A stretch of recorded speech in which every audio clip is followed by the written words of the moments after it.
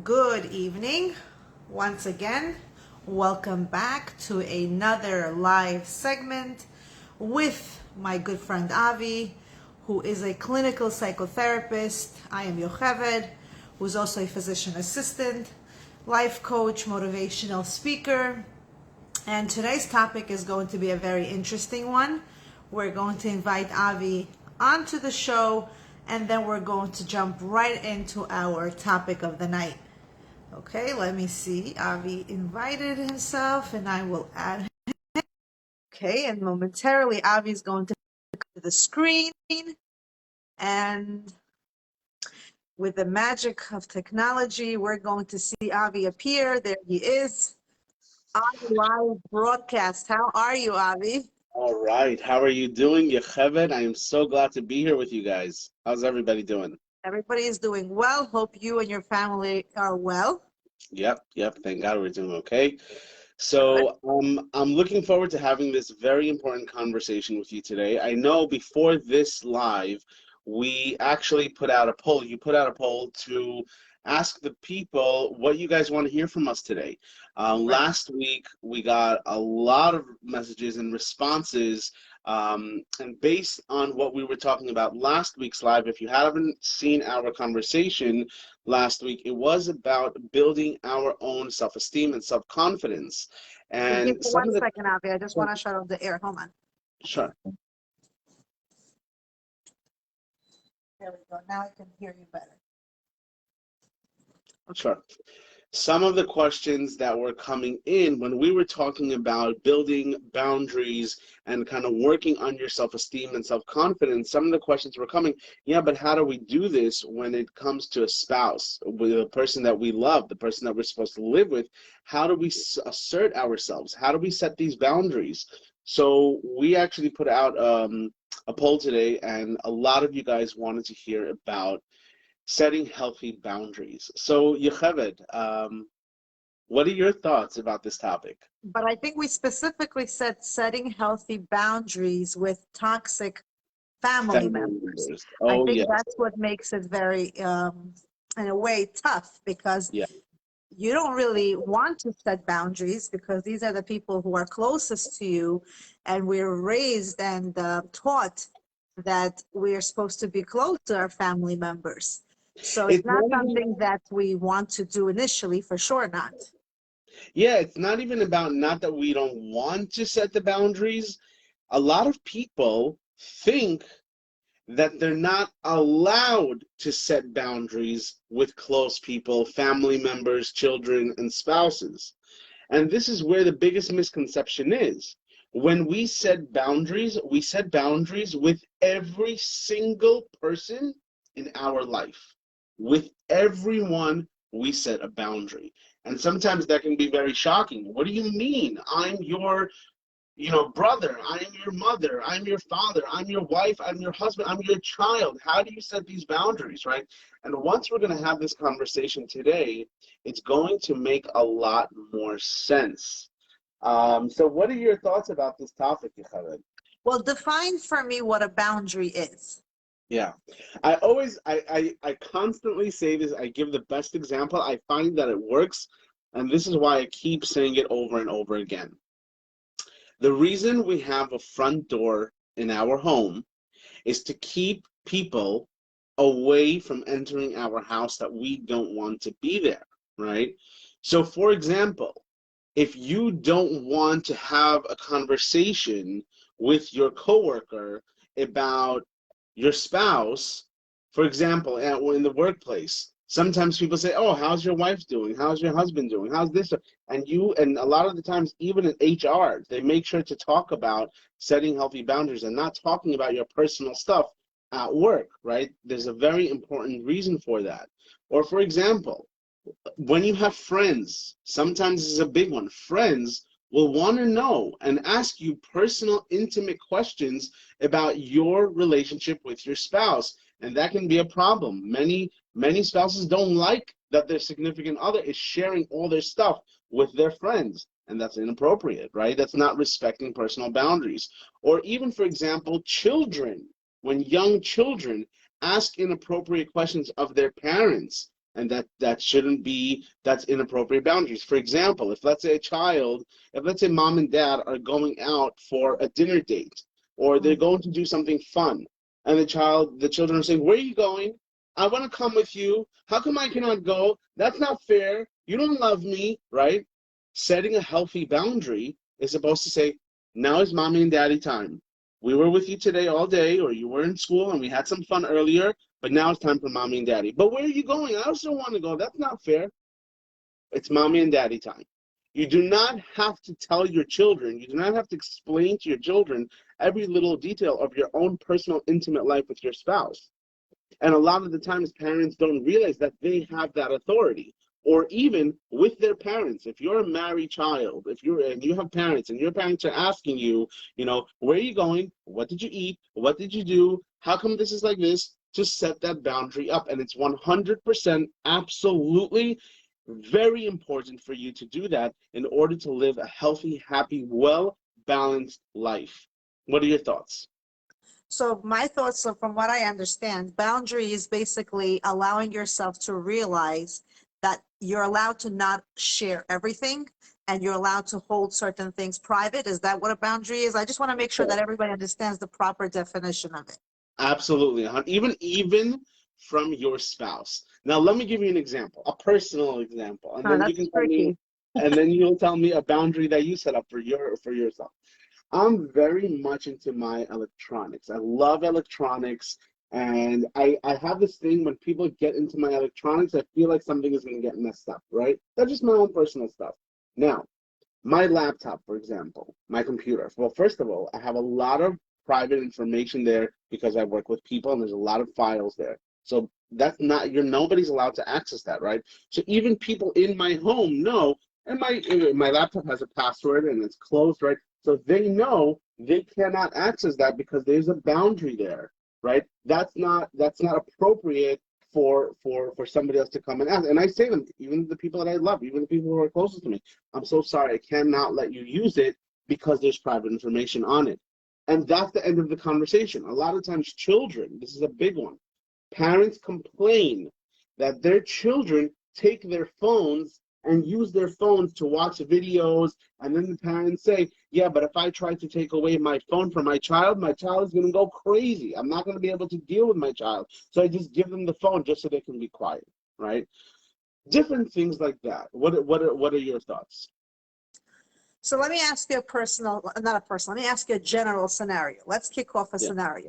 Let's say you have, I know everybody's going to come at me like, oh my God, we're starting with this again. But since it's like a family related situation, it's not a personal situation. It's like, I think a lot of people can relate to situation. Let's say you and your mother-in-law or father-in-law are having a relationship where there's tension, and you don't want to be interfering with the relationship between your husband or your wife and their parents. But at the same time, if the in-laws are coming, it interferes with how you discipline your children, or how you have your priorities in the house set up, or the way that you communicate with your spouse because they're around, the spouse acts a certain way. Now, how do you formulate a boundary, still respecting them, but also at the same time protecting your own relationship with your spouse? Yeah. That's a huge question, and there are so many components to what you just asked. There are so many different levels to answer, and I'll tell you why. First of all, I want to just give a disclaimer. We're doing a live on Facebook, okay?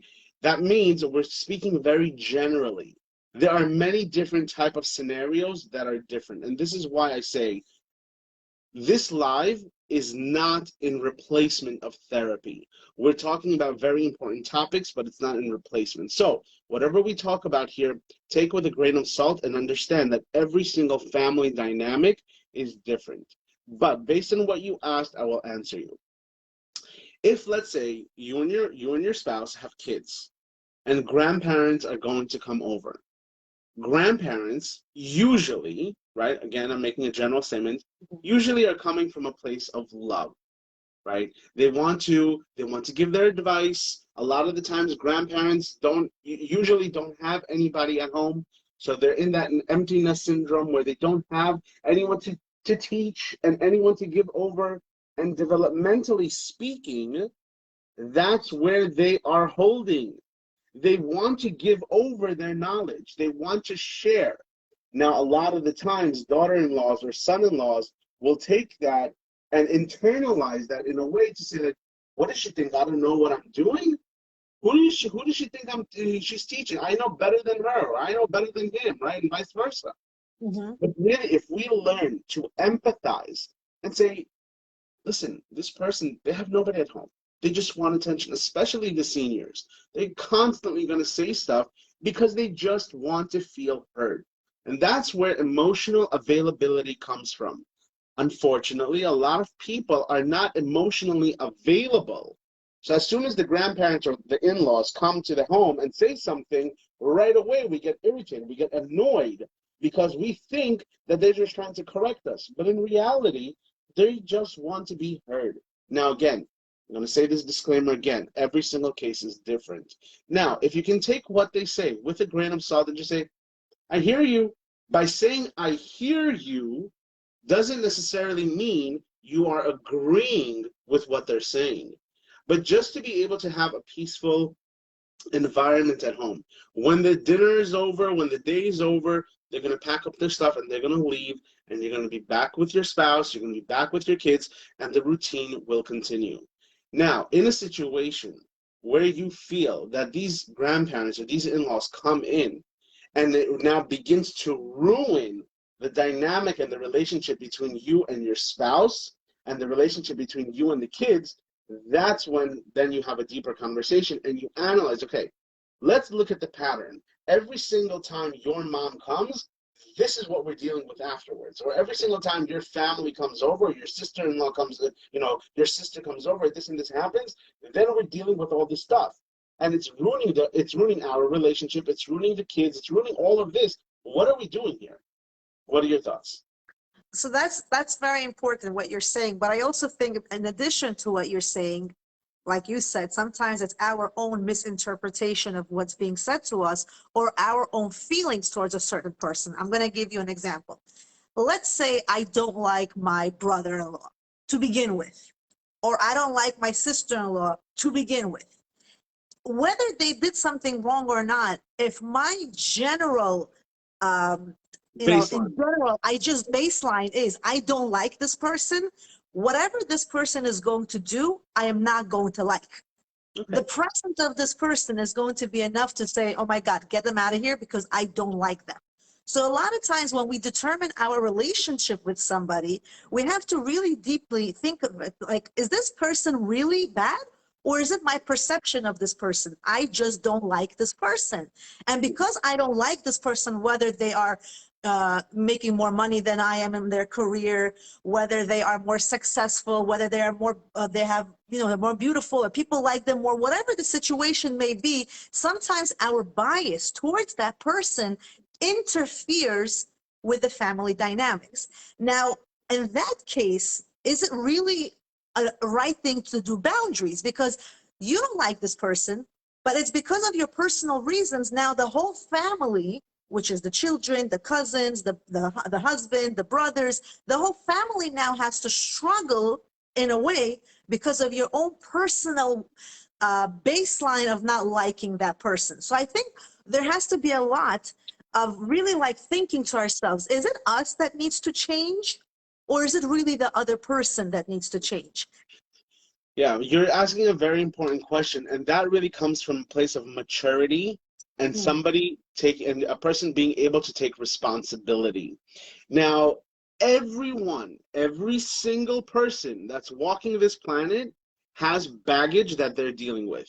Every single person has something going on in their life, right?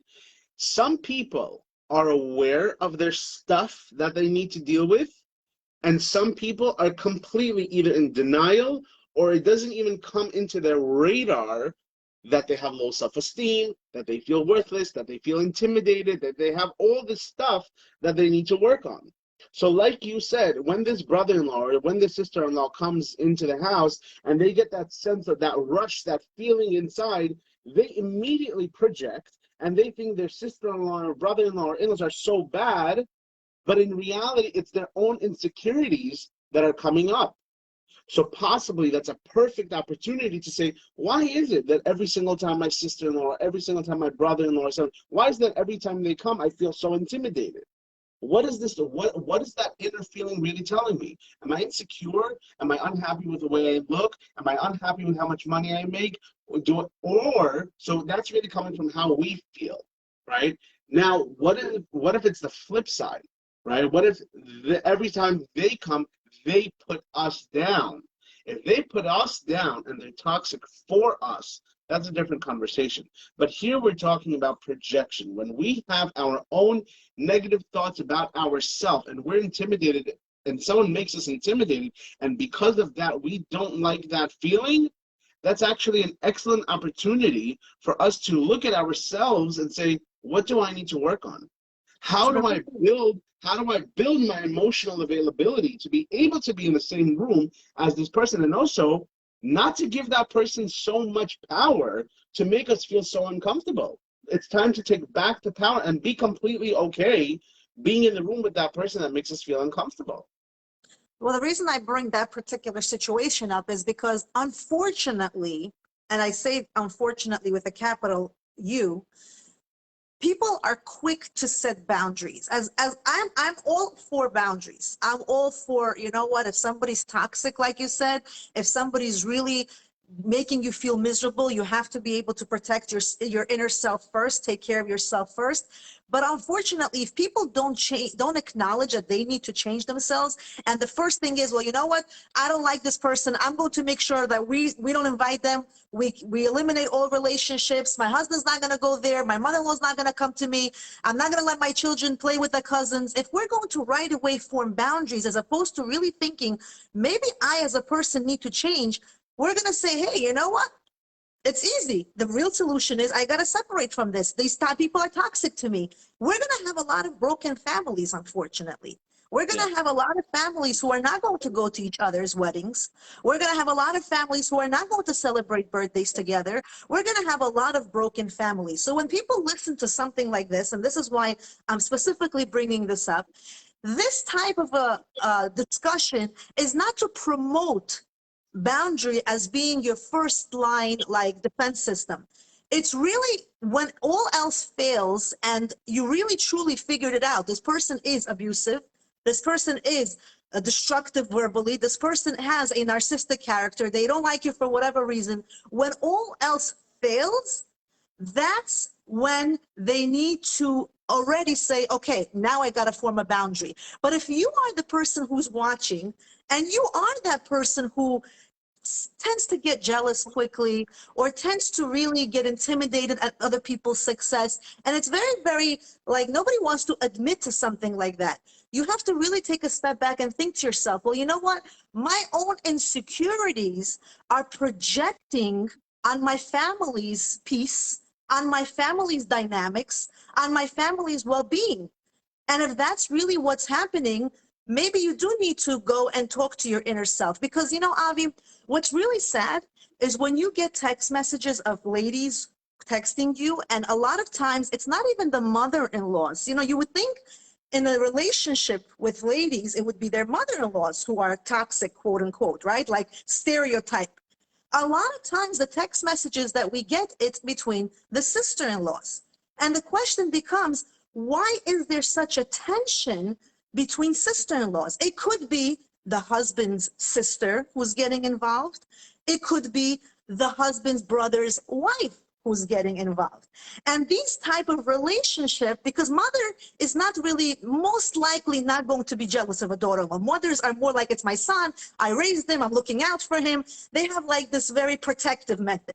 But between sister-in-laws or brother-in-laws, I don't know, maybe it's the same. This is where what I'm saying comes into play. It's almost like they are intimidated by each other. And then what happens is this boundary becomes into family separation. We're no longer doing it because of, let's form a healthy boundary. It becomes not a healthy boundary, it becomes a toxic boundary.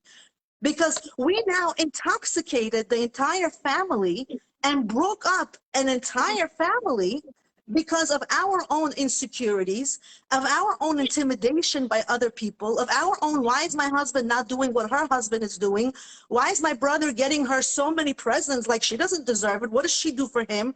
You know, my brother is such a gem. She didn't deserve a husband like him. They become like the judge of the situation, like they're God, like they should know what matches to make. And then we have destruction.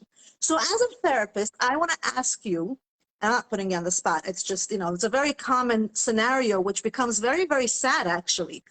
As a therapist, I want to ask you, like, boundaries are good, but at what point are they toxic and destructive and not really for the health reasons and peace reasons? Yeah, that's an excellent question, and a lot of times people get that confused. They feel like when they set boundaries, they have to start now cutting off people from their life. And that's not the point of this. We have to recognize that because we're setting boundaries, because we want to have relationships with people, because we want to be connected. That's the reason we're setting boundaries. It's not about now cutting off people left and right and not wanting to talk to them anymore. It's because we want to have a long-lasting, healthy relationship, and that's why we set those boundaries. So, for example, we have, let's say, a sister-in-law, right, that comes in and she's let's say involved in the couple's life, right, and this is, let's say, the wife's husband's sister, right? They have a relationship. They have a relationship. So the wife should not get involved in the relationship with her husband and his sister. Allow them to have their unit, whatever that may look like. If they want to spend time together, if they want to talk on the phone, that has nothing to do with how it relates to the wife. Now, sometimes in situations where that sister-in-law comes over for Shabbat, a holiday, or whatever it is, and then that's where there's a lot of tension, then that's a conversation that the wife and the husband can have and say, hey, do you notice when they come over, we're noticing this and this come up? And be able to assess it from that point. What are your thoughts, Yocheved? I agree with that. And I also will say, in addition to that, if you really see, back to my point, if there is a situation in which you notice that there are sister-in-laws or brother-in-laws, or I don't know, I'm just naming the popular ones, that are the type to really get intimidated and really try to make your life miserable, if all else fails in you trying to make peaceful settlements with them, then I think for your own well-being, the best thing to do is really keep a distance. Not a distance, like Avi said, we're not here to promote destruction. We're here to understand that if you don't form that healthy distance at the right time, what's going to happen is there's going to end up being tension. There's going to end up being some sort of a blowout, and then it's going to be not a healthy distance. It's going to be a distance where two people cannot even sit at the same table. And I think, when we had this poll, Avi, a lot of people chose this particular topic. And that comes to show that this is a problem that's very, very common. Because if a lot of people are choosing this particular, that's why we decided today to make it in a poll as opposed to we choose the topic. When we're getting that people want to hear how do you deal with toxic family members, that means almost, or we could say in every family, there is a toxic family member. Now I'm going to ask you another question, and this is actually from one of the groups. I thought it was a very interesting question, and it's also going to relate to this healthy boundary situation. So we already spoke about the sister-in-laws. We gave them their moment. Now let's give a moment to the mother-in-laws, okay? And I'm not a mother-in-law, so I am not here to, I don't know how I'm going to act, so I'm not here to judge any mother-in-laws. But I really found this question to be quite entertaining, I have to say. Let's say, as a mother-in-law, I have a lot to say about this, by the way. You notice that your new daughter-in-law does not know how to cook. And your son is coming to your house to eat. because your daughter-in-law doesn't know how to cook. At what point do you get involved? And at what point do you not mix in and say, this is between the husband and wife, and let them figure it out? And from the daughter-in-law's point of view, what is she supposed to do if she realizes that every time her husband goes to eat by the mother-in-law because she didn't cook, he comes home very, very mad and angry because obviously there was some sort of a conversation in that household that now made him against the wife? What would you do in that situation? I just took a deep breath. What would I do in the situation in terms of what? Who am I working with? The couple? Am I working with a mother-in-law? So let's first go to the mother-in-law. Let's give her the benefit of the doubt, since I know we you know, a lot of times the mother-in-laws are somehow end up as the bad ones here. But let's say, as a mother-in-law, you realize that your son is not having dinner. What should you do? You care. It's your son. You feel for him. You don't want him to be hungry. And he's coming to you all the time to eat. So let's give her the benefit of the doubt. She's a loving mother. She's concerned.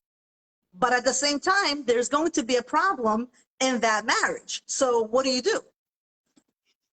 Who says there's going to be a problem in that marriage? There are plenty of people that have wives that don't cook.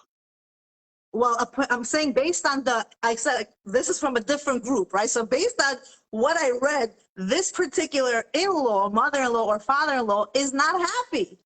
They're not happy that the son is coming. So we're not talking about somebody that's happy. They're not happy. So what would you do? They have to deal with it. They don't have to be happy in that area. You know, this is the most interesting thing, is that we're constantly so afraid that we need to please people. Okay, so they're not happy. Moving forward, is it the husband that's not happy? Because if the husband is not happy, then that's a different conversation, right? Then that's a conversation he can talk with his wife and say, listen, you know, I would like for you to cook. And then being able for the wife to say why she isn't cooking. What's the reason why the wife is not cooking? Does she not know how to cook? Is she also working and coming home very late and it's very hectic and she just doesn't have time? Does she have, kids at home? Is she just not making it enough? Does she just not know? Some girls just don't know how to cook. So this is possibly maybe something that they can work on together. Now, if the mother wants her husband or her son to come to her house, that's fine. That's great. It'll give them an opportunity to bond and to talk. However, if their conversation becomes toxic, where the whole time he's there, the mother is telling her son, why isn't your wife cooking? She should be the one cooking. Then that's a problem. Of course, that's gonna affect the relationship tremendously.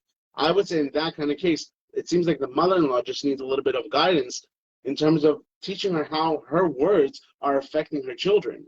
Another thing is, at that age, however old the child is, the son, 20, 30, 40, he has to know himself in terms of, you know, what he's doing with this relationship. This question has so many components to it. You know, So I would take a difference. I would answer this differently for myself.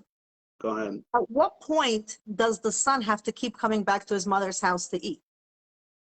Is this every night? I'm saying I don't. Right. I don't This is why I specifically went back. This is why I asked this question. It wasn't about the fact that the lady doesn't know how to cook. That's a side point. The problem is when we start to form toxic relationships, sometimes we are to blame for the toxicity. Like, I'm a strong believer, and tell me if I'm wrong, I'm a strong believer that once a couple gets married, they need to stay married. Like, they need to avoid going to parents for everything that happens in their life. Oh, my wife didn't cook. Can I come to your house to eat? Why? Why is it important for you to share with your mother that your wife didn't cook? I mean, if I'm constantly going to call my mother, and I'm just throwing it out there, I'm making it up. Oh, my husband doesn't want to work anymore. He wants me to work. My husband doesn't want to work anymore. He wants me to work. If I'm constantly going to say something negative, and my mother is going to feel like, oh my God, my poor daughter, she's hustling. Her husband doesn't want to provide anymore. She's automatically going to develop negativity. And then we're going to talk about, this is a toxic relationship. So what do we have to do now? We have to now separate the mother-in-law from the situation. But let's understand how this situation became toxic to begin with. It Yeah. became toxic because sometimes we overshare, sometimes we over involve parents and outsiders into our lives. Yeah. And when people start to get too involved in our lives, maybe that's the problem. Maybe when you decide to get married, and you know, for example, I'm going to go back to my early days of marriage. Not that I want to get personal, but just to kind of, so you can see where I'm coming from. When I got married, and I knew I have to go to school, for example, I had to go to college. I had 2 kids. It was not going to be an easy road. At that particular situation, the parents already knew that, hey, they're going to need some help here. Both parents were aware. So it's not going to be negative if we ask for help, because they're aware that this is a very temporary thing. I'm going to school. If I'm going to work and I'm earning money, I'm not really sure if I agree that this is going to be the same concept, because we're working, we're earning money.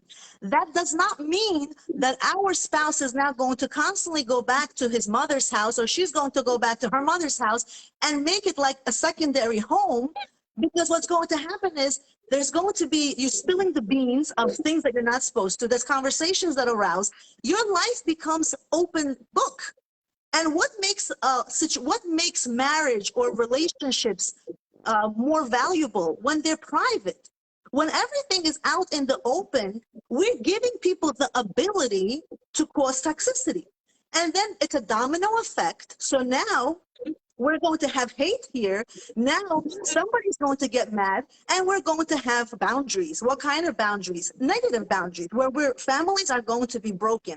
So, you know, like, as much as I really agree that boundaries are so important for our well-being, especially in abusive marriages, especially in abusive relationships, I also feel like maybe I'm just old-fashioned, I don't know, but I also feel like a lot of the stuff that happen can be prevented if people don't cause unnecessary tension. Let me tell you this. There can also be, as you were speaking, this came to mind, there can also be resentment from the mother. Think about it this way. Let's say the mother is already older, and she's, let's say, by herself or with her husband, right? They live a certain type of lifestyle.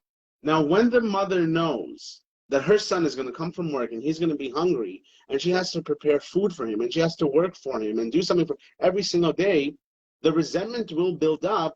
And in her mind, she'll say, I don't understand. He has a wife. He has what is my daughter-in-law doing at home? Why isn't she making the meals? It's also going to take work on her end to constantly make food for the son. So or not enable it, maybe. Right. So she should be the one to set the boundary. Then say, son, I love you so much. If it's very hard for her, if she notices that it's difficult for her to make the food, she now has to go out of her way, because again, when it's only 2 people, you know, your house is a certain type of way. But now when you're making food for your son, or when people come, you want to go a little bit of, extras, you do something extra, that sometimes you have to go out of your way. Sometimes a mother doesn't want to make a fancy dinner for her son. Sometimes she just wants to eat leftovers or just relax, and that builds resentment. And because of that, she's now upset and annoyed with her daughter. Again, when it happens once in a while, mothers would love to have their kids over. But we're talking about when it happens on a consistent basis, it builds and builds and builds and builds, and that's where resentment comes in. And that's why they say, where's my daughter-in-law? Is this man with disabilities? Interesting. So, Marina, I'm going to answer that one in a second. So that's where the resentment comes in, and the mother-in-law, at that point, the mother-in-law needs to be aware and to say, my son, I love you very much, but I'm not going to be able to have you for dinner tonight.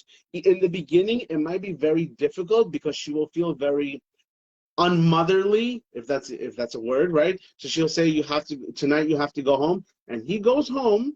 And that moment, he will start to build his empire with his wife. And that means opening up a cookbook, watching a video on YouTube, learning how to make something. And that's how they're going to start their relationship, making dinner together, making it fun. And also checking in with the wife and trying to see like what's going on. Why isn't she making dinner? You know, where's the disconnect? What are your thoughts, Yochanan? There's a lot I want to say. I'm gonna try to hold stuff out so that I don't get anybody here, agitated.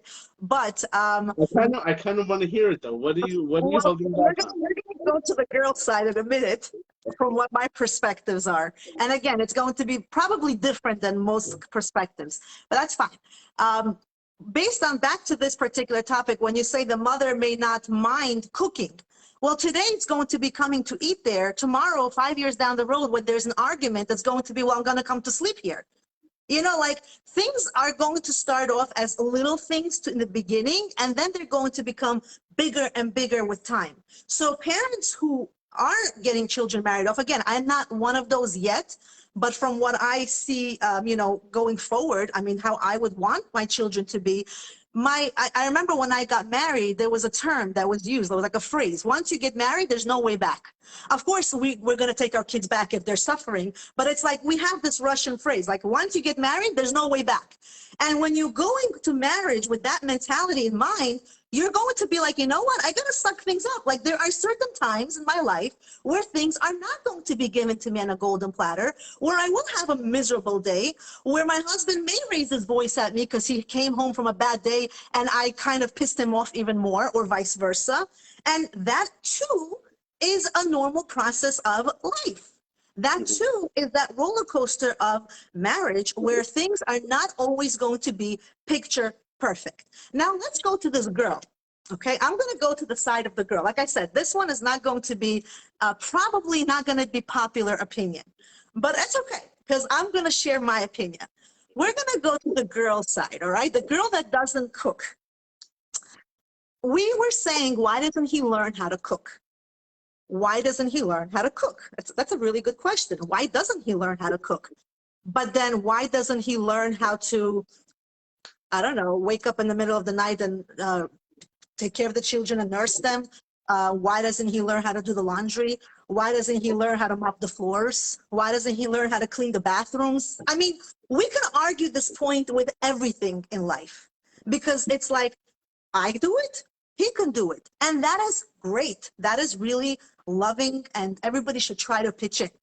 But I was taught, and again, correct me if I'm wrong, and I said this is not going to be popular opinion, that and it's not because I'm old-fashioned, because I really grew up here in the States, that as a husband and wife, there is a certain level of respect. Like, there is a certain level of respect. We have a man do certain obligations, and then we have a lady do other obligations. Now, I'm going to tell you a very funny story, and maybe this is where it's coming from. When we had COVID, I was home working from home because I can't go to the hospital, and we were supposed to see patients from home. And I remember my husband was closed. He was not working, so he was with the kids. Kids had Zoom. We had homework. I'm downstairs in the basement, and I have a busy schedule of patients. And I have all these remote phone calls because, I had to work. And my husband cooked dinner for the first day. It felt great. Let me just tell you, that was like, oh my God, it's good to be in your shoes. Like, dinner is ready. Wow, I love it. I should have been a man. Like, I really, truly enjoyed it. I was like, this is good. First day, dinner was cooked. I ate. Perfect. Second day, he's on Zoom phone calls. I'm downstairs working. My door is shut. I'm doing my thing. Second day, dinner's cooked. Great life. It's really like COVID is working to my benefit. But let me tell you what happened on the third day. On the third day, dinner was not cooked. And my husband was not happy because he was like, listen to me. I don't know how you do it, but I cannot juggle between kids, Zoom, homework, cooking. You got to choose. Am I cooking or am I doing this? Of course, I come and I say, well, what do you think I need to say? I got to juggle somehow. But the point of the story is there are other qualities that men can do. There are other qualities that ladies can do. It's not a fair statement to say, well, this is how it's supposed to be. And the reason I say it, because if everybody's going, if the most of the population is going to start thinking like, you know what, if your wife doesn't cook, well, maybe you should learn how to cook. But that may simply not be a man. First of all, it's not natural for a man to know how to cook. Some men know how to cook, but it's not natural. Not all men know how to cook. There might be men that know how to wash dishes, but not know how to cook, or vice versa. They're great cooks. Like my father makes the best cloth, but that's his specialty, but he may not be the best dishwasher. So everybody has certain things that they're good at and certain things that they're not good at. If we're going to now instill values on our spouse, which are not their norm, they can do something else, but they just can't do this.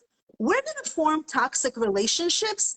And what's going to be the next step? Well, let's have a boundary from them because, well, too bad. Why don't you learn how to cook? And what's going to be next? Let's get divorced because, well, why don't you help me? I am working. So why don't you go and get a cookbook and learn how to cook? Yes, he can. He may want to go out and buy something once or twice a week. He may make French fries, if that's easy enough, or fry eggs. But at what point are we going to say, you know what? That is really not something he's able to do. Not because he's a bad husband, not because he's lazy. It was just not in his upbringing. He never had to do it at home. Because, yeah, we're living in culture where everything is equal, but there are still certain things that are pertinent to men, majority of it, and then pertinent to ladies. Now, whether or not you have kids or not, everything is going to start as a foundation of your marriage. So if the foundation is going to be set where we're now picking on each other to find problems, there's going to be a lot of toxic relationships. What do you think about that? I do think every single family dynamic is so unique to itself. I think we get in trouble whenever we generalize. Right. Like for example, in my family, my wife is an accountant, so I've been married for a nice amount of time, thank God, and I haven't paid one bill in my whole relationship, right? So when my check comes, it goes into the bank, and my wife takes care of all the bills and all the payments, not because I can't do it, but she just does it better. This is her business. She's an accountant. She's great with budgeting. She's great with, the books and doing all of that. That's her specialty, right? Does that make me less of a man because I'm not the one who actually calls the utility company and pays all the bills and all that? No, I have other strengths in the house, and that's where I pitch in, and vice versa, right? To some, that can be very odd that she's the one, dealing with all the billing and doing all of that, but it works for my family dynamic. So this is a message to whoever is watching. Do what works, and this is a very important conversation to have with your spouse, to be able to say, what do we want out of this union? We want to have a happy, united, harmonious family, right? This is what we want. Okay, how do we get there? Also to recognize, and I said this before, to recognize in every relationship, there are three parts. There's three entities: the husband, the wife as individuals, the husband as an individual, the wife as an individual, and the couple, right? Which means to say, if the husband makes time out of his day to go and visit his mom, right? Of course, if it's not a toxic situation, if the husband makes time to go visit his mom and have a meal with her and have a sit down with her, and if it doesn't interfere in their relationship, let it go. Allow him to still have his own individual life. Stop calling him over and over and over and over again and getting under his skin and bothering him. Give him that space. Unfortunately, there's this concept of being so clingy and needy where spouses call on, where are you? Where are you coming home? Why are you still there? What are you still doing there, right? But also at the same time, I'm saying that from one angle. Now I'm going to flip it on the other side, right? Which is, if your wife or your cooked a meal for you, and it's 7 o'clock, and you know dinner time is 7 o'clock, why are you eating dinner at 7 o'clock and coming home at 9 o'clock where the kids and the wife is waiting for you? So it's really, you have to really be mindful. And also just to be able to know, what are we doing in this life, in our family dynamic? We want to be able to live a healthy, happy life. So we have to make that work for ourselves, and also be okay with having your own individuality in the relationship. And it's not, tit for tat, like, oh, I did this last time, now you have to do this. Now I did this, now you have to do this. It doesn't work like that. You're building an empire with your spouse. And kids see that. Whenever kids see harmony, where everybody kind of fills in the gaps and works together to make it happen, that's when they will continue that cycle and make it happen also. So I'm not so, it doesn't ring any alarms. It's not a red flag for me if the son wants to spend some time with his mom. Now, if he goes and spends time with his mom, and when he comes back, he now picks on the wife, why is this not done? Why did you do this? And why didn't you do that? That's a problem. That's when she's supposed to say, not blame him and not blame his mom, but just to say, I've noticed for this past week, when you come home from your mom's house, this is what I've noticed. I'm just curious to see, where is this coming from? What do you think? And just kind of put it out there and let that play in his mind and let him come to the conclusion himself where it's really coming from. Right? Like, for example, if the house needs, if the wife, let's say, if the wife is working, the husband is working, and they say, the husband also has to chip in, or this one has to also, he has to help out in this kind of way, and he cannot do it for some reason, get a cleaning lady. There are so many again, in some cases, cleaning ladies can be a luxury, and in some cases, it's a necessity. Years ago, a lot of the times, women were not working. Life was different. Now that women, a lot of times, are working, and they're expected to come home and cook a meal and do all these different things, let's figure out a way. Also, planning is a big one, whether it's meals, whether it's cleanup, whatever that may be. So setting healthy boundaries is an extremely, extremely important thing. For example, I'll give you a good one. A cleaning lady, okay? A lot of the time, if a woman is working full-time and has kids and is expected to make meals and do all of that and doesn't get time to get to the house, that's a boundary that she sets in her home to her spouse and say, we need to come up with a solution how we have the funds to have a cleaning lady once a week in the home. This is my boundary. I'm a person, I'm a human also, and I don't have the mental capacity and the physical strength to get to the nitty-gritty. Yeah, I'll tidy up here and there, but to get to the nitty-gritty, I don't have time. So let's make a way where we can have it. That is called a boundary, right? Or for example, sometimes women have this way of talking to their husbands in such a degrading way and putting them down and making them feel like garbage. That's not okay either. And vice versa, too.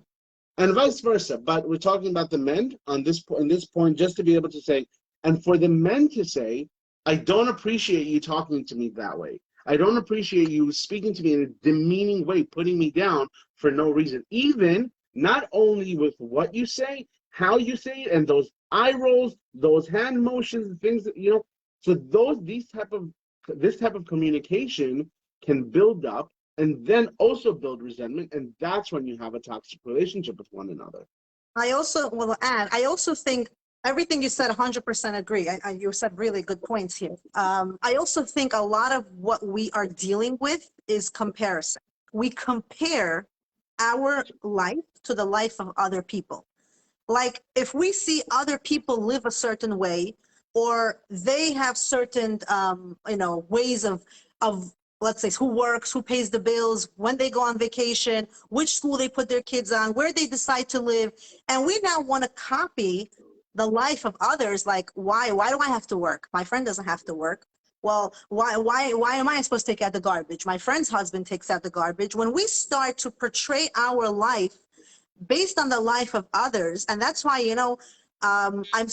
when I see questions in general on social media, anywhere, it can be on my platform, it can even be on a discussion that we're having right now, it can be on a WhatsApp group, wherever you post a question, like a personal situation, it's really kind of scary because we don't know all the details that are surrounding this question.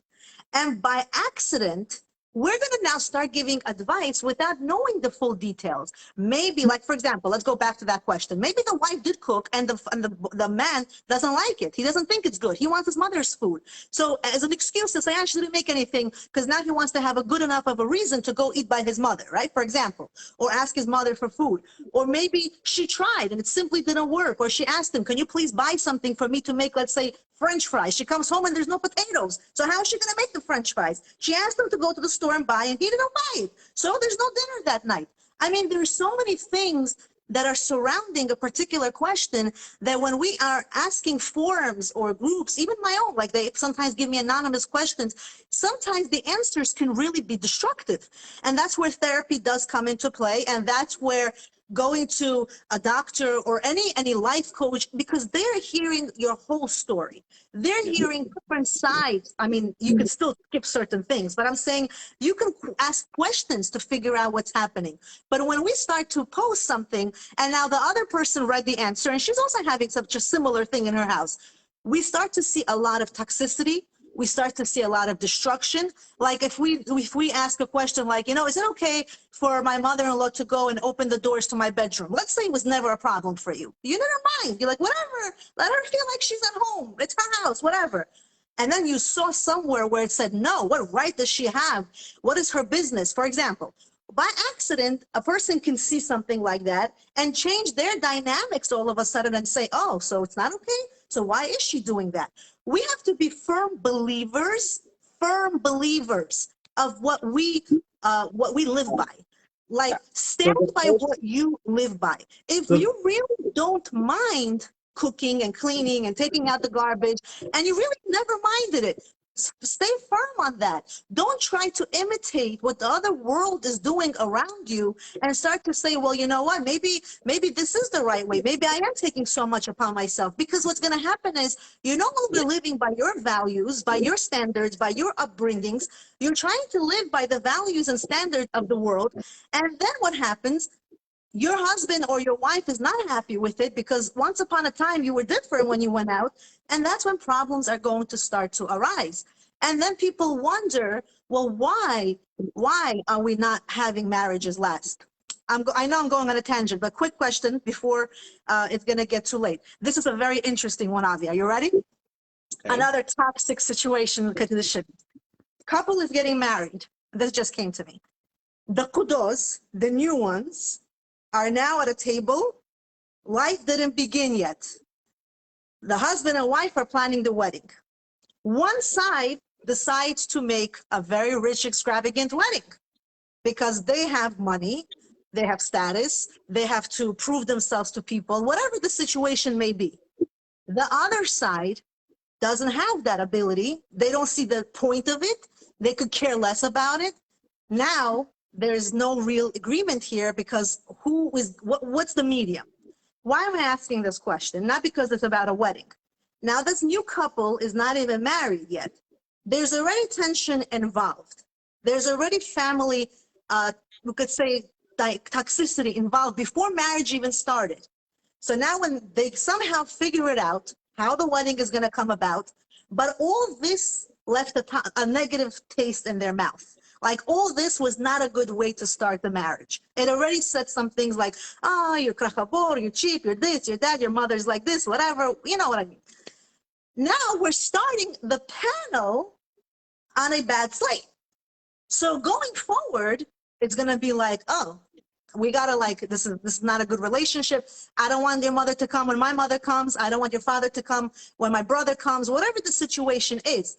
Is there a way to resolve this peacefully? Or now we're going to say, well, let's set a healthy boundary and let's not invite each other because there's gonna be toxicity here. Actually, it's interesting you mentioned it because recently, I'm not calling anybody out, but recently there was a wedding that was the case where one of the family, they were very rich, and the other part of the family, they were not so rich. So the side of, let's just say, I don't remember which one it was, but let's say the husband side was very rich.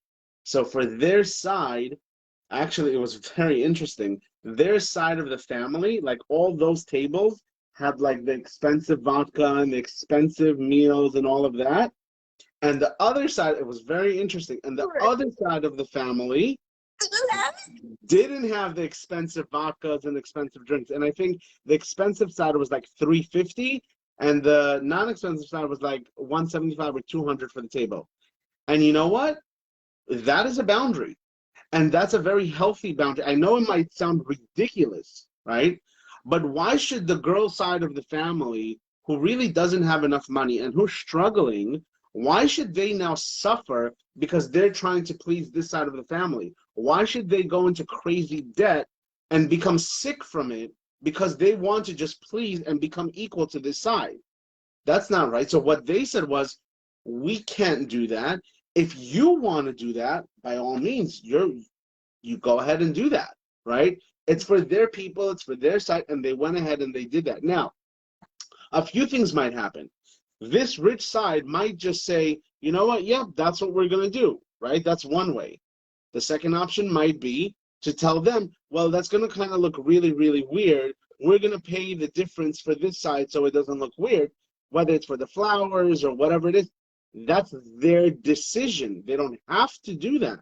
That's their decision if they're going to do it. Now, the third option is, if this family starts making fun of that family and calling them that they're cheap and that they're, that they don't care and all of those things, that's on them. They will start to make this whole mix-up. And in the end of the day, it's because even though we have adults who we're dealing with, there's a lot of immaturity going on where they lose they lose sight of what's really happening here.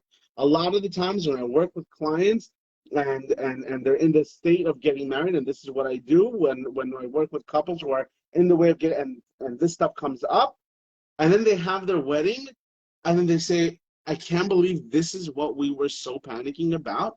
This is what we were so afraid of. It was a 5-hour event and it's gone, and just like that.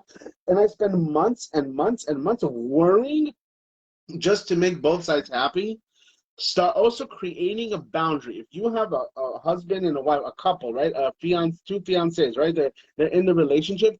And unfortunately, you're going to have background noise. Your family, his family, they're all going to make that noise. And if you guys love each other, just remember not to lose sight of what's really happening here. You're trying to build your own family, your own empire. Unfortunately, there will constantly be people who will give their comments, who will say their remarks. If you really love each other, learn to turn the volume down. That's what it is. Whatever it may be, even when you go out in public, when you go out to weddings and to restaurants and when family members come over and they say certain things, learn to turn the volume down. There was an interesting, I don't remember who I heard it from, but there was an interesting way in order to build your relationship with your spouse. Spend 30 minutes every day. 30 minutes may be a lot. Spend 10 minutes every single day just giving some thought about how lucky you are to have your spouse and to think about all the positive things you love about your spouse. There's actually a book, and I did this with, when I am together with my wife. This is a private thing, and even though, guys, I'm a therapist, and I've studied this. I've studied relationships, and I've studied couples. I've read a lot of the research on how to build a healthy family. I do this myself. There was a book on Amazon. You guys can all buy it. I recommend that you buy it. It's called 101 Things I Love About You, okay? And it's a book with so many random questions, okay? It's an excellent book. When you go out for dinner, and this is a question, how you keep that spark alive, right? Let's say you go out with your husband for dinner, okay? And you want to make conversation. What do you guys really talk about? How was your work? How was your work? What did your sister say? What did your brother say? How are the kids? I'm really concerned for this kid. I'm really concerned for that kid. And you eat the meal, and that's it. You're done. So how do you keep the spark alive? How do you keep good conversation flowing? Sometimes we need help, and it's okay. I did this personally, and it was an amazing experiment I did. Go on Amazon, buy the book, 101. I actually bought it for my wife on Mother's Day. It was such an awesome experience. And we went out for dinner, And we brought a pen with us, and as we're eating the steak and eating, the appetizers and all that, we were filling out the book. My wife was the one who was writing in it, but I was definitely answering, and she was answering, and this is how you keep that spark alive. Random questions. For example, when I met you, when I should have brought the book with me, but when I met you for the first time, I loved blank, but now that I live with you for this and this amount of time, I love this so much about you. So just being able to see and keep that spark alive and see how much your love has grown, because guys, life is difficult. Life is stressful. There is so much that goes on in our day to day. If we don't do these things, we will burn out. That flame that we have, it will just naturally die down. It would not. Think about it this way. If we don't work on something, if we don't invest, we're all so busy. There's so much. We're in traffic. We have, whether it's a boss or we have bills to pay, we have so much on our shoulders. And then when you go out, we're also exhausted. We sometimes need help. And it's okay to lean on certain books, certain games, certain different things that you can do to be able to help that relationship. And honestly, we weren't even able to finish like 10 pages. And you would think like there's simple questions like, what do you mean, right? We had a 4-hour dinner. We couldn't even finish 10 questions. You know why? Because every question ended up leading to a whole different conversation we never thought about. And we didn't talk about anybody else but just her and I, right? And the purpose of this conversation is not to talk about me. It's just to be able to say that you can do this too. And in the beginning, it can feel a little bit uncomfortable whenever I recommend this book to people. It's sometimes a little bit funny where they say, like, this is like weird. Why would I ask this? But once they start to do it, they absolutely love it. And many of them, I've recommended these games and these different techniques to couples. I have never received a bad response where they said that they did it and it didn't work and they didn't like it and it didn't improve their relationship. So if you want to have I'm gonna also add, I think also another very important boundary is never to allow somebody else to talk negatively about your spouse. Like okay. they may not like your husband or your wife for whatever reason. Let's say your mother or your father or his mother and his father has a certain projection. They don't like, let's say, the way that she talks to the kids or makes a certain food, or they just want to say something negative. If you even hear that, after a while, somehow it's going to go into their inner depths, and somehow it's going to really, like when you're in a bad mood and you start to argue, those words are going to come into play, and you're going to eventually, after many, many years, maybe by accident, believe in them. So never allow somebody to say anything negative about your spouse. As soon as your mother or your father or your sister or anybody starts saying, she's like this or she's like this, I'm so sorry, I have to go, or I'm so sorry, but I really, really would appreciate if you don't talk that way about my husband or my wife. You got to be your spouse's biggest advocate. Even if you know the person is absolutely right, it is definitely something you've noticed yourself to be a negative flaw. But that's up to you as the spouse to handle that.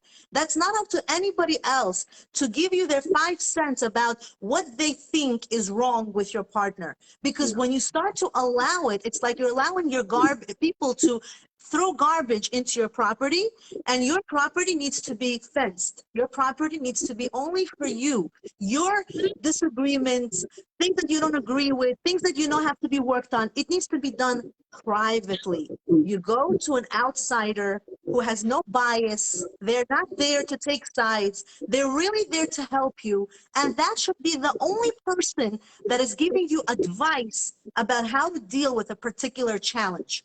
But when there's bias involved, because, the mother may take her son's side or the mother-in-law may take her daughter's side, there's always going to be a bias. Like, this is my child. I want to protect my child. And then we're going to have tension. And you know what else I'm going to add to that? If you have a fight between your husband and your wife, there's a fight, there's something going on, don't call your parents about it. Because today you're fighting. You said, my husband really hurt me. he yelled at me, or he didn't buy me a birthday gift, he never does it for me, blah, blah, blah, blah, blah. Whatever the case may be, tomorrow you guys made up. You guys are living a happy, good life together. But you put that negativity into your parents' mind about your spouse while you're making up and living your beautiful life together. They're sitting at home worrying about their children's relationship, worrying about, oh my God, they're not getting along. I hope they're okay. And then when they start to see each other, it's not going to be from a friendly, loving space. And I think that's important. I wanted to just say, Angela made a very, very good point. Angela Razilova, I want to just read her comment. She said, absolutely, but with toxic people, there is no talking. They hate it. Some people don't want to grow. They want to see what they can get away with, and they hurt people that care for them. I think what Angela is talking about is a narcissistic person. A narcissistic person really doesn't have any empathy, doesn't care about hurting your feelings. They're all about themselves and what makes them happy. They don't care to hurt you. They always say that your success, everything you have is because of them, and they make themselves that they are the most important ones and constantly make you feel like you're crazy and there's something wrong with you and you're less than. Now, it says with toxic people, if you dare set a boundary, they will raise the pain.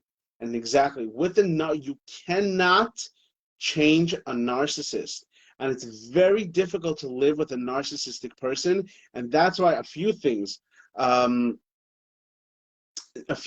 happening.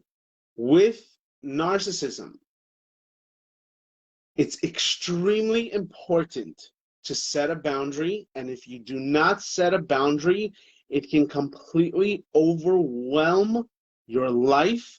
And it's almost like you're sacrificing your life. And some people either stay in the relationship and it's almost like they're living their own identity.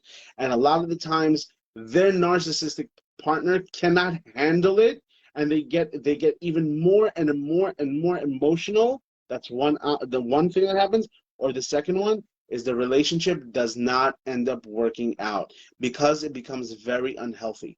If you're living with a toxic, abusive, manipulative, narcissistic person, it's a game changer. And this is why I said this live, it was very general. But mental illness is a very real thing.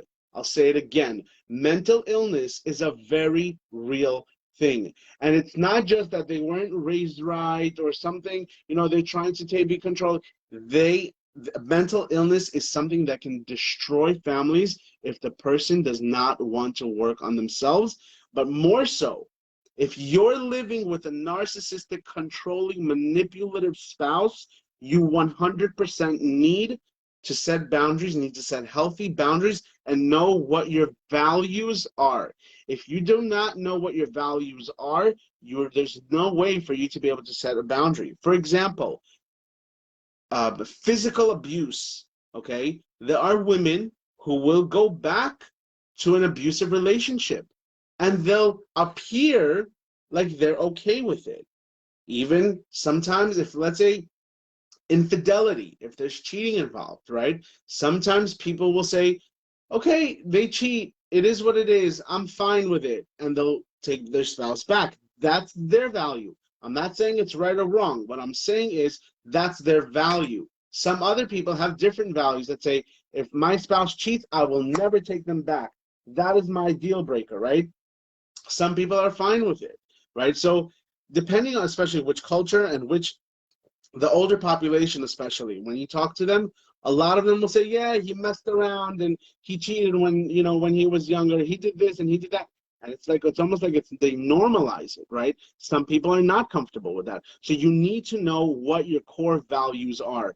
A lot of the times people will go back to an abusive partner. And I'm not talking only about physical abuse. I'm also talking about verbal abuse and psychological abuse where they constantly make you feel like garbage. It's very important for you to be aware of this. Now, when this keeps happening, by being able to say, please do not talk to me this way. I am not comfortable with this. I will not, if you're going to continue talking to me like this, I will not continue to have this conversation. And if it does continue, stand up and leave the room.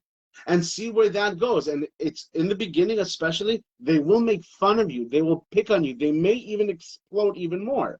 This is their way of testing their limitations. This is where their way of testing your boundaries and how serious you are. They may poke fun. They may make you feel like you're crazy, that you're losing your mind.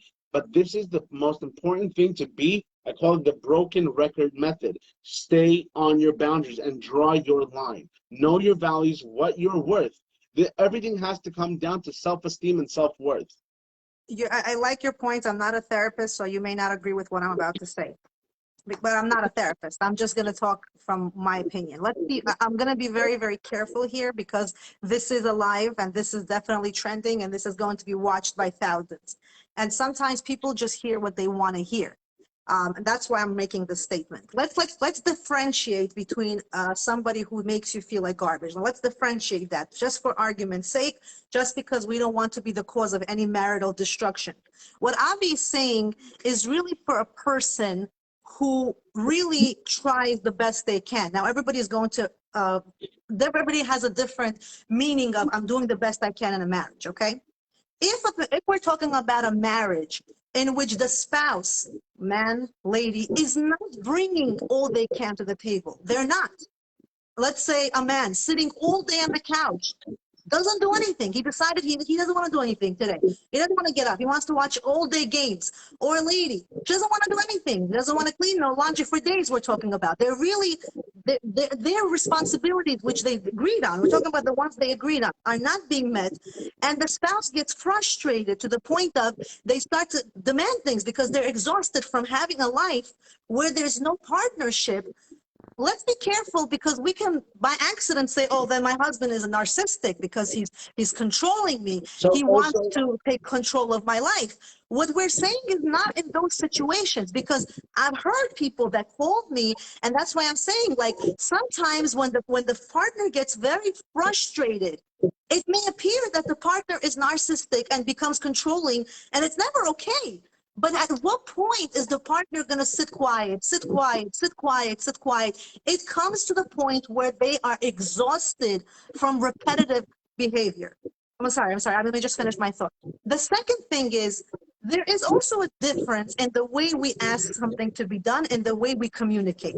Now, the problem is, let's, for argument's sake, I'm a lady, so I'm going to say it from a lady's perspective. And most ladies will not agree, whatever. They always say men are the head, ladies are the neck. Whichever way you turn the head, the neck, the head will go. Ladies do have a tremendous, tremendous power, more than they think, Avi, believe me, your wife has a lot of power. It's just a gift that ladies have, okay? They have the power of speech. If you really truly do approach a man, and again, we're not generalizing anything, we're just saying, common situations here, we're not the uncommon situations, and you really ask him in a way where you become like, you got to know how to get the man to listen to you. You get creative. You're going to see things are going to become different in your life. There is a way of talking. But that's exhausting. That's exhausting. It's not exhausting. No, but I'm saying to tiptoe around your spouse, to think like, okay, how am I going to address the situation? It almost sounds a little bit manipulative. No, I'll give you an example, okay? It's not so exhausting. Okay. If the person lives with their spouse, they almost know the personality of the spouse. Like, you live enough to know the personality of your spouse. And I'm not, again, please don't get offended if you're the minority, which this is not referring to, okay? Do not get offended, because there are divorces that really happen because there was no other way about it. This is no judgment here. I'm just talking for the majority, okay? We want to try to prevent divorce. We're saying if you want a marriage to last, it's not exhausting. For the sake of peace, sometimes we have to do things. Like, for the sake of peace, it's okay to be exhausted, because the end result is it's going to be a peaceful day. It's going to be a peaceful night. So I rather get a little exhausted and get creative. Let's say, I'm going to give an example. You went out and you spent $500 buying yourself clothing. You know this is going to become a problem. Like, it's not acceptable, but it happens. 1 second. Why is that going to be a problem? Why? Because let's say you already had this conversation before, you're financially in debt, you were asked to please not spend money, and you again went and you did it. I'm just giving that stupid example. Look at the other example. I have 1,000 questions, but okay. Okay, now, if a narcissistic, if a man says, why did you do that again, and gets upset and starts to like get very upset about it when they've already had conversations where they were already said, this is not good for us. It's very, very not a good timing. Like, don't overspend. Just because he goes off, I'm not defending. No man should go off and become abusive, but we have feelings. We cannot classify everybody who starts to now get upset and start to be like, acts like they're controlling as a narcissistic person. That's not what narcissism is about. There's also something called, we are married. We made bonds. We have to do things together. If we've already discussed that this is not good, I'm not narcissistic for trying to take control of our marriage. I'm trying to be realistic. Yeah. And when people start to define narcissism as just like being controlling, not necessarily, because sometimes you have, and like you just can't take it anymore. It's exhausting when the spouse, whether it's your husband or it's your wife, so many times you try to have a conversation, you try to make yourself understand that this is good or this is bad, and please don't go out late. Please, if you do go visit your mother, go by all means, but please come home early enough to help me put the kids to sleep. I mean, certain things, you've been through it so many times, and the person is not in agreement, then you know what, then you need to go and get help. You don't get help like, oh, get me out of this marriage. I have an abusive relationship. Now I gotta like, he's controlling my life. No, you get help into trying to understand, why is there friction there? Why? Maybe we are guilty of doing things which are causing problems, no? So there's a few things that I have to say, and I'm going to take it back a few steps. When you were talking about the husband is sitting on the couch all day and the wife is getting annoyed, or vice versa, the wife is home all day and she's not doing anything. If you really think about this, in a healthy life, people naturally want to be productive, right? It doesn't feel good. Fine, even think about it this way. When was the last time you had a COVID time? Perfect. You know, people were losing their mind. The first week, they loved it. Second week, awesome. After a while, many people said, I'm losing my mind because I can't just sit on the couch and do nothing. Naturally, people want to be productive. So if the husband is sitting on the couch and doing nothing, or the wife is sitting home and doing nothing, that sounds, and I'm not here to diagnose anyone, but that sounds like a form of depression, right? Exactly. And depression is real.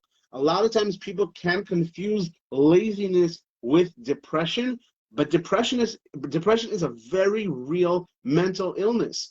And maybe that person feels numb and doesn't want to do anything because they have no drive. They're completely numb. They don't see the benefit of tomorrow. A lot of people don't want to wake up the next day. They have no drive. They have no motivation. They have nothing getting them to get up and go to work or just be productive.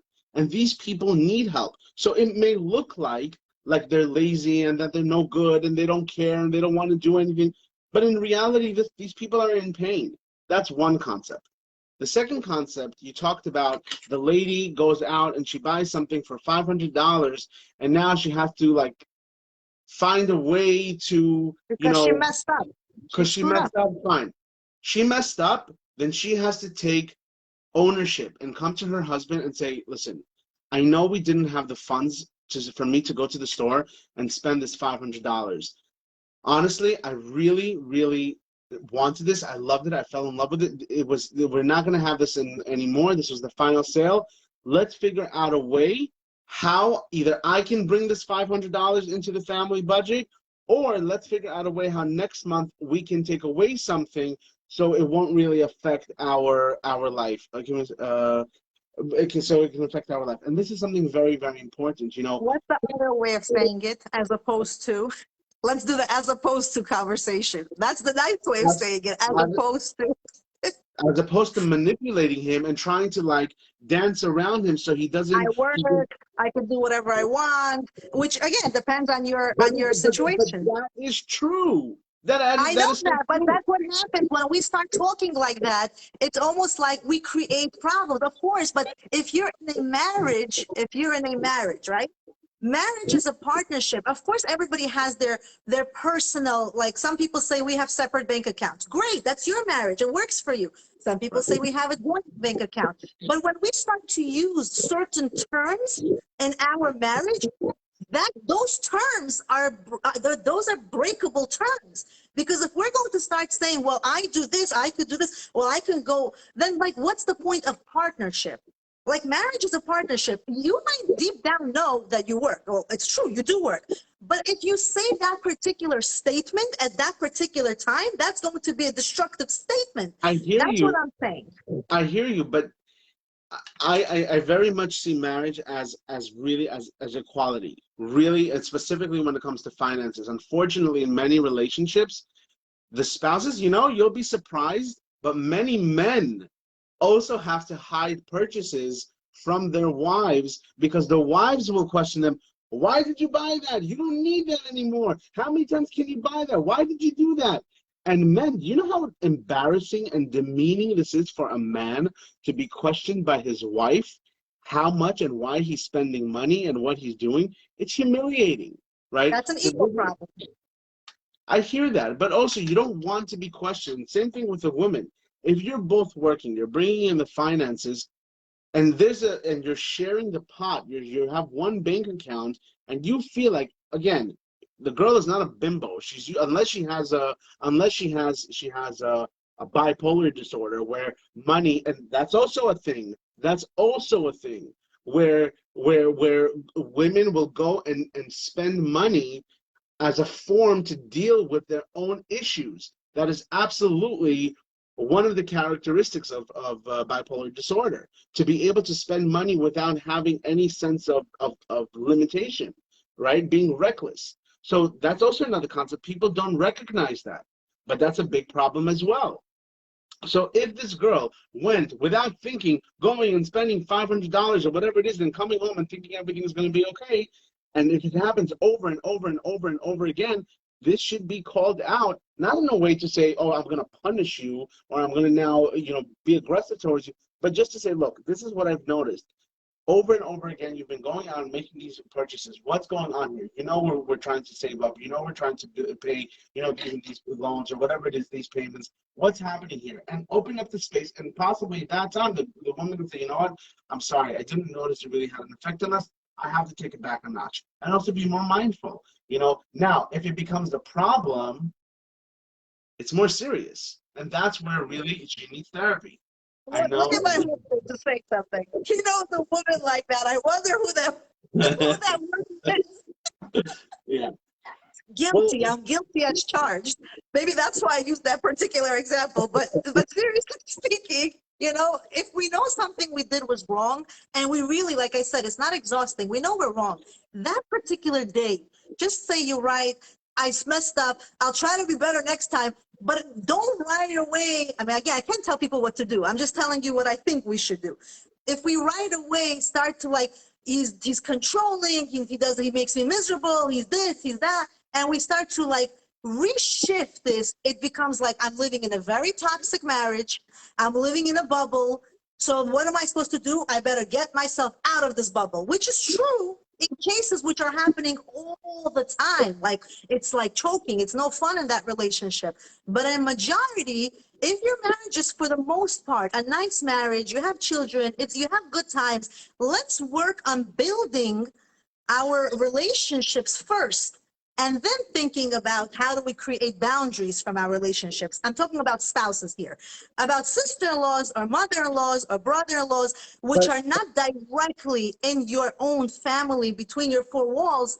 Yes, the priority should be your inner well-being. The priority should be always like, peace over anything, for sure. Like, do not give yourself an extra burden and have to deal with somebody's heavy weight right now that like it's not necessary. That's different. That always strives to have no toxicity, boundary at all costs. But in a marriage, my suggestion is try the best you can to first come to a term of peace. Not right away, this is toxic, I'm done with this marriage. Boundaries doesn't only have to be created when there's toxicity. It's not. It's something that really, that's the glue that keeps the unit together. Um, Zalman is something special. We can't live with them, and we can't live without them. So the most important thing is also we don't want to forget to have respect for one another. When we set up boundaries, it's always done with respect and always how you feel, not accusing the other person, not putting the other person down. A lot of times people feel like when they set a boundary, they now have to become aggressive. It's not aggressive, it's about being assertive. Respect is very important. Absolutely. And we have some Yeah, we're going to wrap comments. up. So please give us your last comments because Avi's going to read them. There's some comments here that says, let's see. Usually, this one was from Mariana. Usually, a narcissist will never accept blame or acknowledge causing pain. A narcissist has zero empathy or sympathy. They refuse to accept and responsibility. They are usually CEOs. Well, I hear that. You will see a lot of CEOs have narcissistic characteristic traits. Now, unfortunately, this is what it is, that they have no empathy. They don't show any empathy. They really don't care for your feelings. So if the person now, like what Yocheved said, we don't want to now start labeling every single person who's just being assertive as a narcissist. We have to be very careful. And unfortunately, we're very in society now. We're all about labeling people left and right, left and right. That's not what the point is here. However, a narcissistic person, it's extremely difficult to live with a narcissistic person, and life feels very exhausting. So if that person is a narcissist and you live with a narcissist where your relationship is exhausting and you constantly feel like you're in the corner and you constantly feel like you're walking on glass, like you're tiptoeing just not to affect that person, go get therapy for yourself so you can learn how to deal with a toxic person. Learn everything. Even when couples are dating, I still tell them when we have session, I say, absolutely, you want to set those boundaries. Set those boundaries with each other, with how you speak. But even saying the word stupid to your spouse, oh, you're so stupid, right? That's a boundary. That's crossing a boundary. It's not supposed to be done. So in the beginning of your relationship, to say, we don't talk like that to each other, even as a joke, because once you cross that boundary, it can get further and further and further. So that's when you set these limitations to your relationship, that's when you can actually have a healthy relationship. Let's look at the other Yes, comments. Benjamin, I agree with you. They should be labeled as a narcissist by somebody professional. It is a diagnosis. It's a personality disorder, Yeah. which does need an evaluation by a specialist. So we don't label people. There's questionnaires, there's questions that are asked, there's criteria. So any kind of psychological disorder, it's not like, oh, she's depressed. There's questions that are asked. It's not like somebody has bipolar disorder or somebody has, narcissistic personality traits. Absolutely right, Benjamin. They need to be evaluated by a professional for that diagnosis. Mariana actually said a very good point. And she said, in a couple, there has to be three bank accounts, his, hers, and family. And I agree with you 100%. And let me share from a personal experience. Like I mentioned, my wife, when we got married, we opened up a joint bank account, like many people do. And because she was the accountant, she was the one paying the bills. So when I wanted to buy something, I found myself having to call her and say, hey, I need to make a purchase. Can I make a purchase?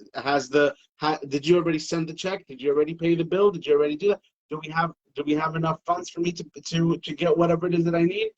And I noticed I had to constantly almost like check in with her before I made a purchase. And honestly, that was exhausting. I didn't want to have to constantly do that. And it was interesting because even if I would want to buy her a gift, she would see what I buy for her because it's in the statement, right? So how do I even surprise her with anything? Because she was always on top of it. So guess what I did? I said, you know what? In order for me not to have to constantly check in with you and say, can I buy this? Can I buy that? Do we have enough funds for this or that? I created a third account, a completely separate account, and that account is for the basic needs that I need for my personal stuff, right? So we have a family account that goes out of there, and then a personal account that is just for my own needs, where I have that own security to say, if I want to go buy something extra, if I want to go do something, I can do that. And same thing for women, to be able to have the same thing as well, where if you want to go shop for $500, you can do that without feeling that guilt or that fear that, oh, now I have to tiptoe. Yes, Um, if, Matt, I'm gonna say, Avi, if you both know that you're not in a situation where you're very tight, where things are like you have very, very important bills like mortgages to pay, for sure, for sure. Everybody's entitled. Like, I'm a working woman, so I'm not talking about from a place of, I'm dependent. I do work.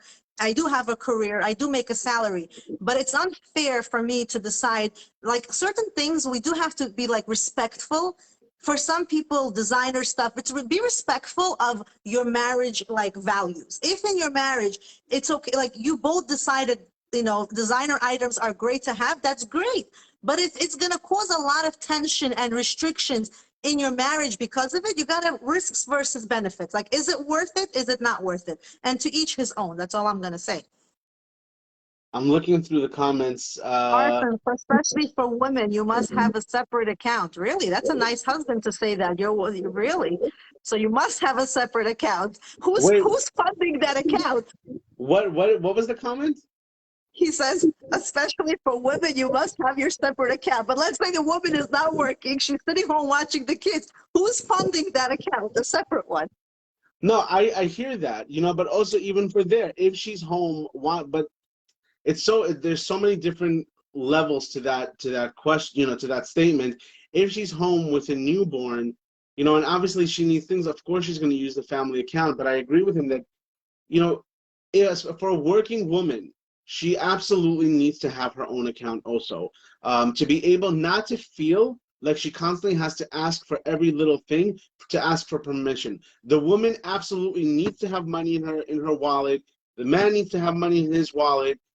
That's how it has to be in order for there to be peace and equality. If she's working, but if she's not working, then they have to have a discussion again, if finances permit. Because we're living in a time where everything is very expensive, sometimes finances are so tight that unfortunately there are instances where the man cannot give another $200 or $300 on a monthly basis to fund that account. Not because he's a terrible husband, because finances are not permitted.